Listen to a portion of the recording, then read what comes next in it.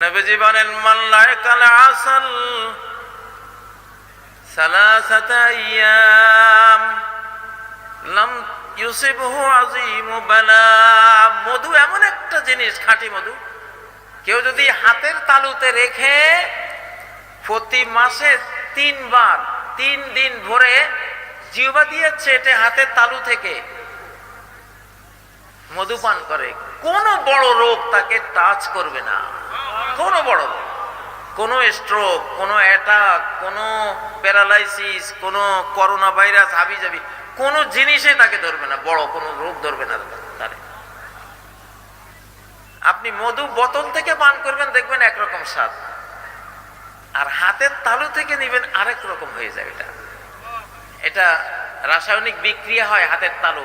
মানব বডিতে মধু টাচ করলে হাতের তালুতে এটা রাসায়নিক ক্রিয়া বিক্রিয়া হয়ে এটা আরেক রকম একটা শক্তি এখানে তৈরি হয়। কারণ আমাদের হাতের তালুর মধ্যে প্লাজমা আছে, একটা অদৃশ্য রস আছে, হজমি রস, পাচক। ওইটা মধুর সাথে মিশে আপনি জিহ্বা দিয়ে যখন চাটেন, জিহ্বা থেকে আরেকটা সেখানে অ্যাটাচড হয়, বিশাল এক শক্তিধর শেফা। কোরআন তো বলেছেই ফিহা শিফাউল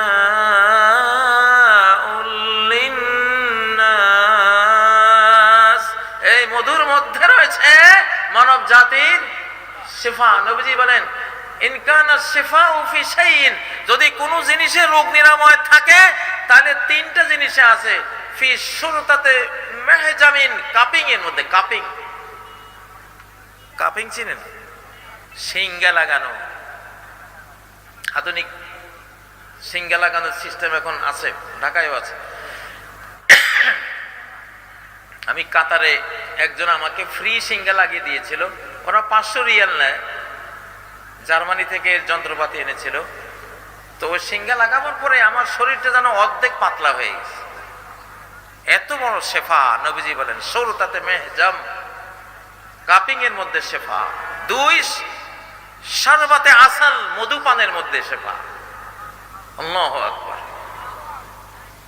আর কাইয়াতিম বেনার, অগ্নি থেরাপি, ওই আগুন দিয়ে লোহাকে গরম করে ওটাকে সেক দেয়। তো নবীজি বলছেন ওয়ানা আনহা উম্মতি আনিল কাইয়া, আমি আমার উম্মতকে অগ্নি থেরাপি থেকে নিষেধ করি। ওই 2টা এনাফ। যা প্রসঙ্গ কথা বললাম,